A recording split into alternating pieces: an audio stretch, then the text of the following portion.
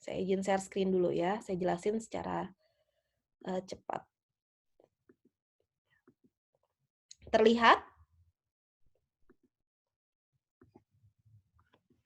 Terlihat ya?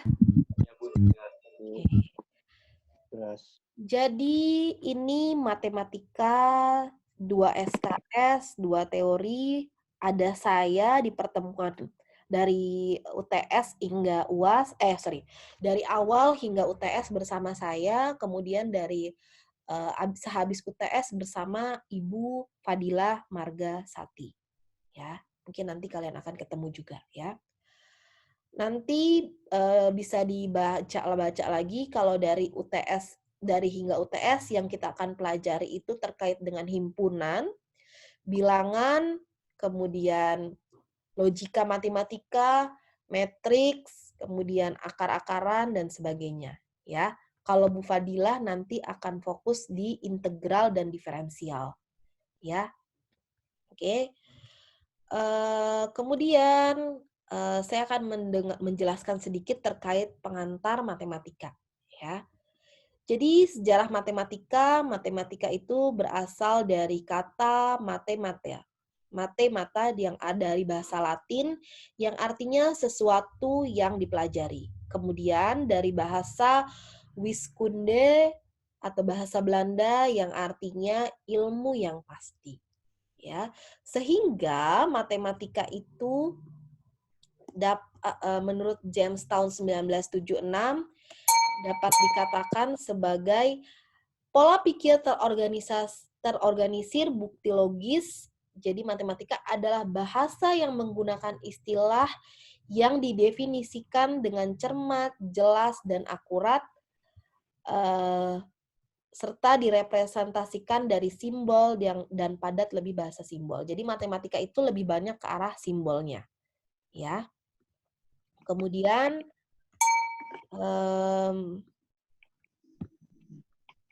beberapa karakteristik matematika itu, yang pertama objek yang dipelajari abstrak ya, artinya sebagian besar mungkin kalian pernah belajar matematika itu hanya dalam bentuk angka atau bilangan yang nyata dan tidak ada atau merupakan hasil pemikiran otak manusia. Biasanya hanya bilangan atau angka, ya kan, sesuatu yang abstrak ya.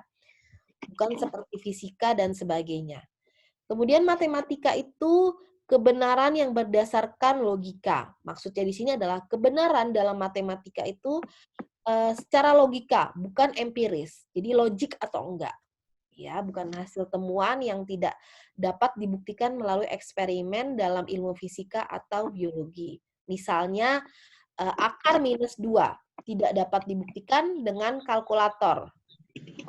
Tetapi secara logika ada jawaban, ya, sehingga bilangan tersebut disebut sebagai bilangan imajiner atau hayal, ya. Kemudian matematika juga bisa disebut sebagai sebentar. Matematika itu bisa disebut sebagai sebentar ya.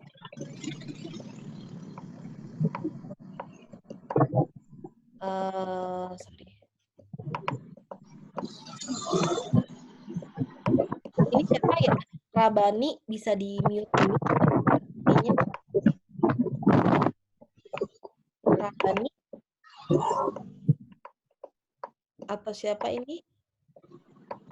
Angga Rian Saputra, silahkan di-mute dulu. Saya lagi menjelaskan.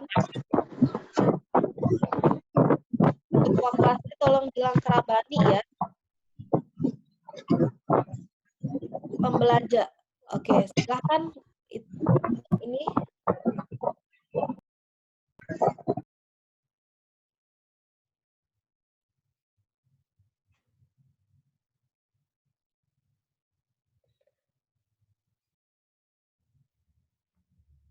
Oke, sudah. Jangan tolong ya di-mute ya. Siapa ketua kelasnya? Reza, kalau ada suara yang bising selain saya, tolong ditelepon dan ini ya, bilang di grup untuk Baik, Bu. Bu. Ya, oke. Kalau kalian mau matikan Zoom-nya silahkan, tidak apa-apa videonya, tapi tolong jangan berisik ya, di mute.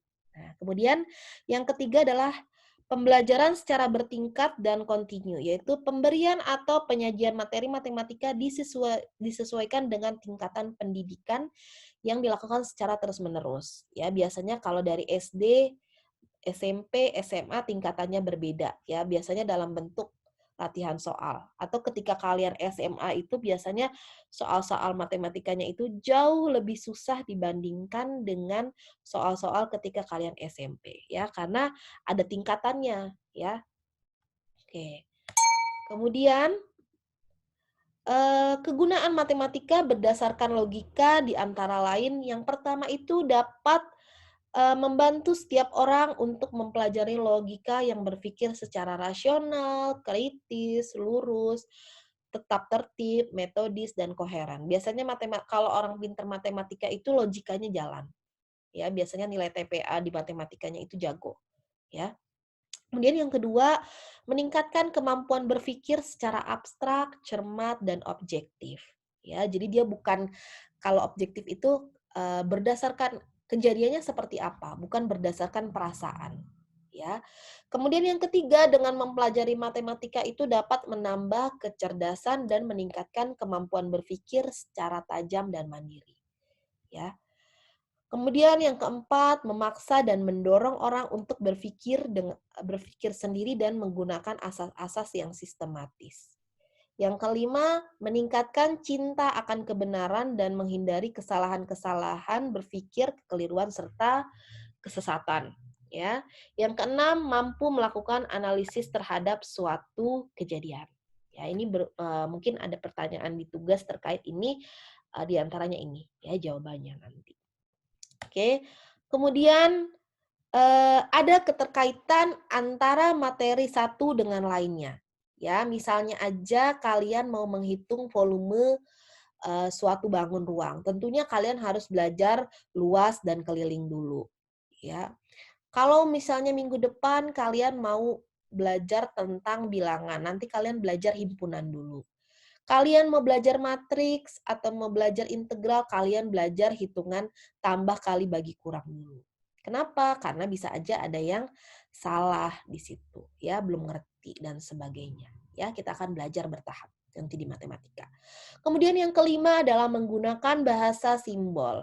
Ya, di dalam matematika itu biasa menggunakan simbol-simbol yang telah disepakati dan dipahami secara umum.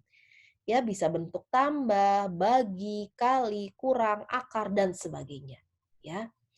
Kemudian dapat diaplikasikan di dalam bidang ilmu lainnya. Ya, misalnya saja di agribisnis. Kita nanti akan bertemu dengan mata kuliah mikroekonomi, makroekonomi, ekonomi produksi. Sebenarnya dasarnya apa? Yaitu dasarnya matematika. Ya, kalau matematikanya sudah oke, insya Allah di ilmu ekonomi lainnya bisa juga oke. Ya, jadi sebagai dasar untuk ilmu-ilmu lainnya. Ya, jadi sangat berguna. Kalau matematikanya bagus, insya Allah di mata kuliah lainnya juga bagus gitu ya. Oke, kemudian transverse membedakan dua matematis, yaitu matematis vertikal dan matematis horizontal yang digambarkan sebagai proses kembali atau reinvitation. Nah, ini digambarkan sebagai proses penemuan kembali. Nah, ini sistem matematika formal itu ada bahasa matematika, algoritma ya kalau di bidang apa MI ya, kita juga akan belajar logaritma, kemudian diselesaikan biasanya dalam bentuk soal-soal diuraikan ya. Kemudian matematis vertikal dimulai dari soal-soal konseptual, tetapi dalam jangka panjang dapat disusun prosedur tertentu, dapat digunakan untuk menyelesaikan soal-soal sejenis secara langsung tanpa bantuan konteks ya.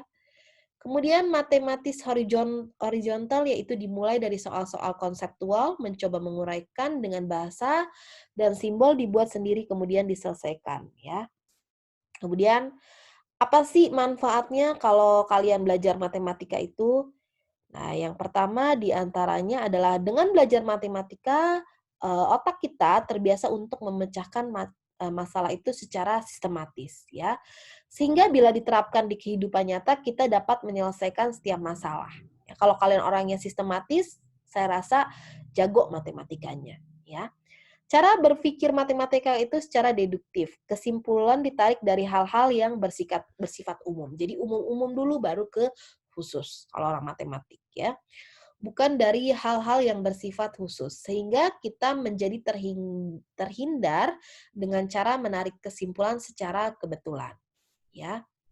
Nanti dibaca aja ini ya. Kemudian di antaranya lagi, belajar matematika itu dapat melatih kita menjadi yang lebih teliti, cermat, dan tidak ceroboh dalam bertindak. Ya, jadi kalau jago matematika pasti detail mengeceknya. Kemudian belajar matematika juga mengajarkan kita menjadi orang yang sabar menghadapi semua hal-hal di dalam hidup ini. Karena biasanya kita kan dihadapkan dengan soal-soal cerita ya. Kalau soal-soal ceritanya susah, dan ini kita penasaran ya, nggak putus asa. Nah, dengan belajar matematika ini, kita udah belajar sabar ya, apalagi kalau misalnya turunan nanti integral, berapa kali menurunkan sin, cos, tangen, dan sebagainya.